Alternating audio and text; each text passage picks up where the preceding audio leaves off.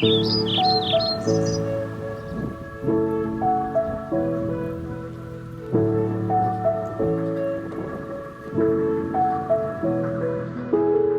been skimming the paper, I've been scrolling around.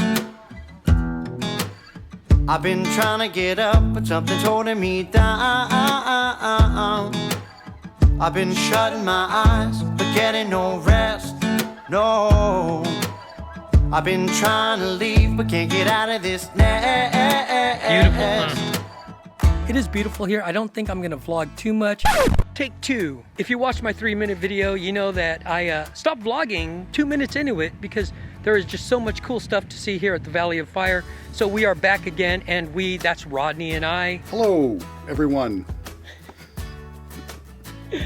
I want to hit at least 5 of the places that I saw when we were here last. One of them is going to be Atlatl.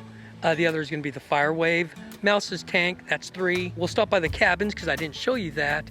And then maybe 7 Sisters and the Beehives, so maybe 6. I'll be using an app called All Trails. I'll put that up as we get to each trail so you'll know how easy it is, at least what they consider easy. Entrance is $10 for Nevada residents and $15 for non-Nevada residents. It's about a little over an hour east of the Las Vegas Strip, just off Interstate 15. Since I live in Henderson, I came the back way along Lake Mead. And that's about a little over an hour. If you're new to my channel and you want to check out Valley of Fire with me, be sure to click on that subscribe button down below. Now let's get started with today's video, and it is gorgeous because we actually have some clouds, which is why I came out today.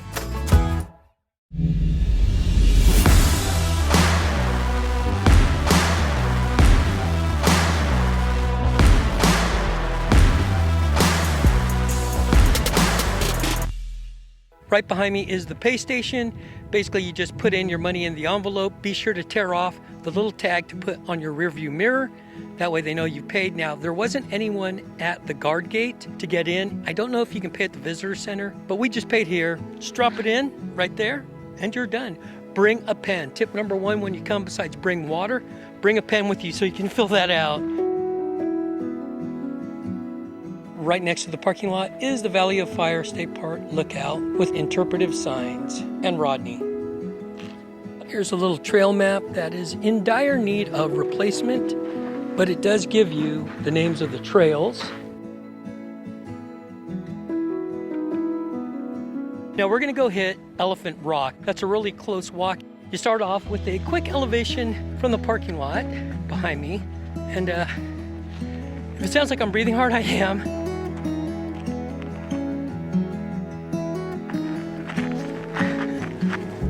So hey, I'm carrying a backpack. It's got all of my photo gear, which is about 16 pounds worth of gear. Probably not the smartest thing because I didn't bring water. I opted to bring gear instead, but let's keep going on.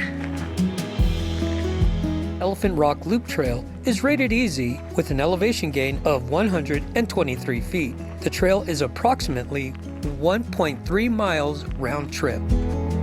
Behind me is the Elephant Rock. Make sure you follow the trail. Don't be like some of the people who just came down who made their own path down. So that was kind of quick at Elephant Rock. We didn't want to hike all the way up there yet because we got plenty more places to see. So we're off to our next stop. I think it's either 7 Sisters or the cabins. Let's go to the cabins.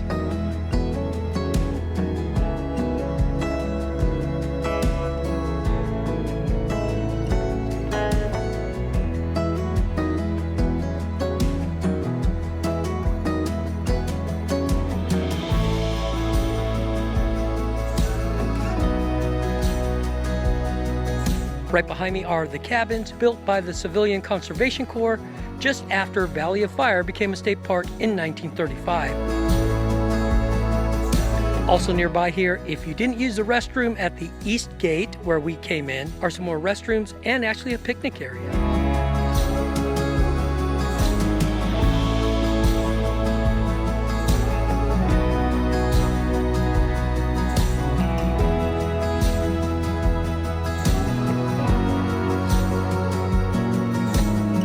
Next place that we came up to is the 7 Sisters, which is more of a rest stop area because they do have a bathroom here.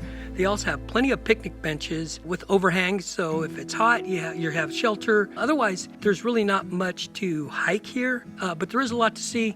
And they also have an area dedicated for weddings. So if you want to get married at Valley of Fire, well, they have a place for you. I'll also insert some of the photos that I took when I was here. I think they were in black and white though.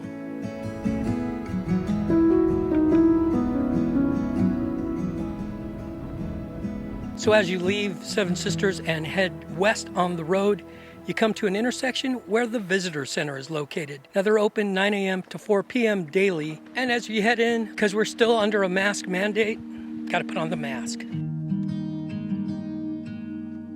There's some interpretive signage that gives you some history about the whole Valley of Fire area. As the sign shows, they're out of trail maps. So I'll be sure to put a link down below in the description where you can download a PDF trail map that you can save to your phone. We also found out that you can pay the park entrance fees here at the Visitor Center, but remember they're only open from 9 a.m. to 4 p.m. So if you plan to visit Valley of Fire at sunrise, then you'll have to use the pay stations at the park entrances. Located inside the Visitor Center are two theaters. One theater shows a video about the Valley of Fire and the other theater shows a video about the desert. But there's always one thing that you find at any visitor center, and of course that's the gift shop. Now besides the usual souvenirs, they also have a refrigerated area with sandwiches and sodas. Prices seem reasonable. Sandwiches were $4 to $5, but remember, prices and inventory may fluctuate. Located next to the parking lot at the Visitor Center is the Balancing Rock Trailhead. Balancing Rock, you can see it's only 1/4 mile. It is easy. The elevation is only 6 feet. If you look past the wedding party, right over the gentleman with the blue suit on, that's Balancing Rock, and I will put photos of it because they're having the wedding there, is what I was told, so I don't want to get in the way of their wedding.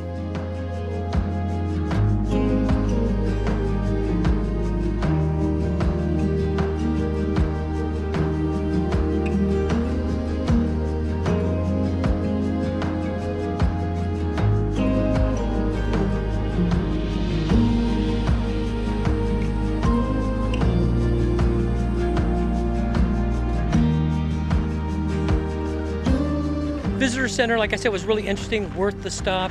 And of course you can hit the Balanced Rock Trail, which is less than a mile and very little elevation.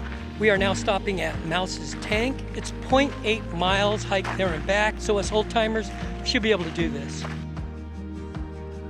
Even though it's not a high elevation change and pretty easy hiking, if you look closely, that is very fine red sand.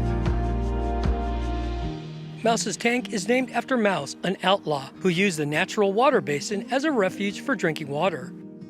The collected water gave him relief as he spent days, even months, hiding out. That was really cool. There are signs everywhere that says watch out for wildlife. That bighorn sheep was right there watching the people in front of me walking their dog, and it looked at it, cocked its head, stayed up there, thank goodness.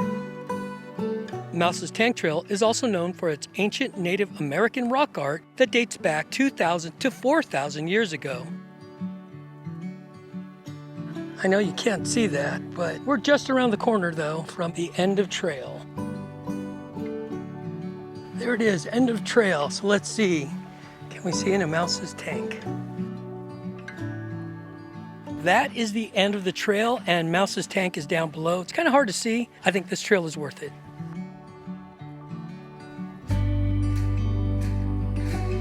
That really wasn't a bad hike. In fact, it was pretty easy. Just the sand was kind of a pain. As we were coming back though, I realized I forgot to take my GoPro off the hood of my car on that suction cup. So we're heading back. Let's see if it's still there. That footage I shot, I'm driving here, it's gone. Stupid me. Oh crud, there is no GoPro there.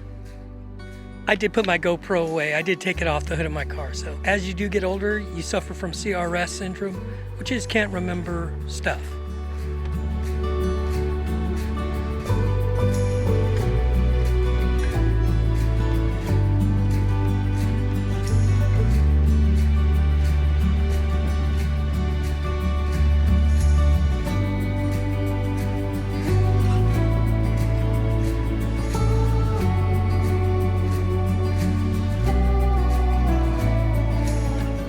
I'm looking at Firewave Trailhead sign here, and all trails said it was easy. This says it's 1.5 miles round trip, approximately an hour, and it's moderate.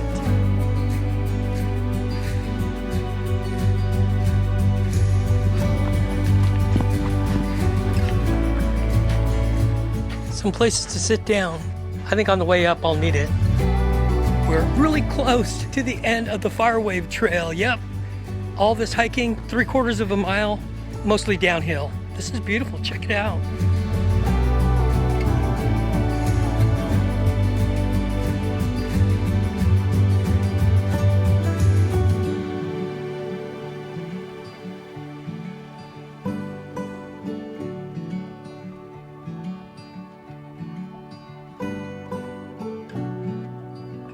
So what did you think of the Firewave? Pretty interesting? Was it worth the hike? I don't know. Leave me a comment down below if you've done it already and if you thought it was worth the hike. I think it would be if there weren't a lot of people there.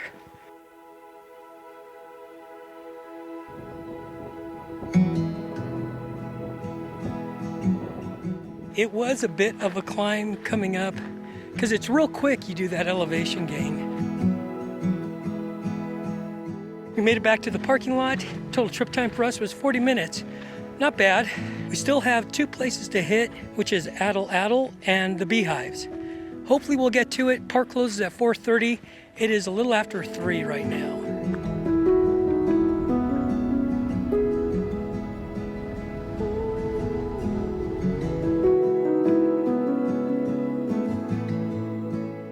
We are now at Atlatl Rock. If you don't know what an atlatl is, I'll put a graphic image somewhere here. We're gonna go climb these steps. I don't know if it'll be any easier than the Firewave Trail. We'll laugh at each other when we get up there, right, Rodney?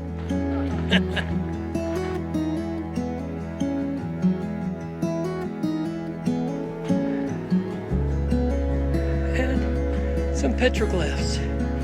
Really cool.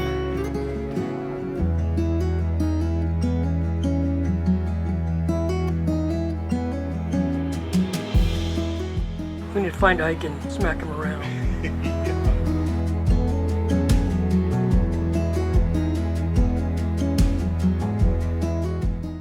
It's a pretty quick stop here. Just climbed the 3 flights of stairs. Not that bad at all. This was a lot easier. A lot of interpretive signs. Unfortunately, I did point out some of the graffiti. Next stop, the Beehives. So if you're still watching, I appreciate you. Don't forget to give this video a like.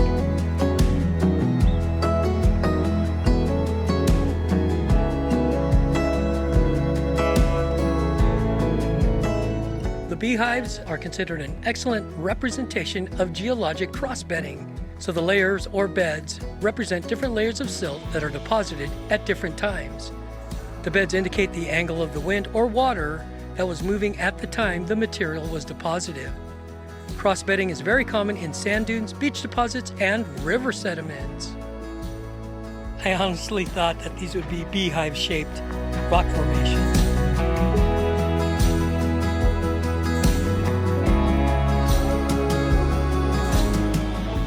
Well, Beyonders, that will do it for this video. I hope you enjoyed the Valley of Fire State Park. If I missed any of the trails that you think I should go back and hit, leave me a comment down below. If you like this video, be sure to give it a thumbs up. Don't forget to click on that subscribe button down below and ring the bell icon. That way you'll be notified when I upload new content. So thanks for watching, and I'll see you in the next video.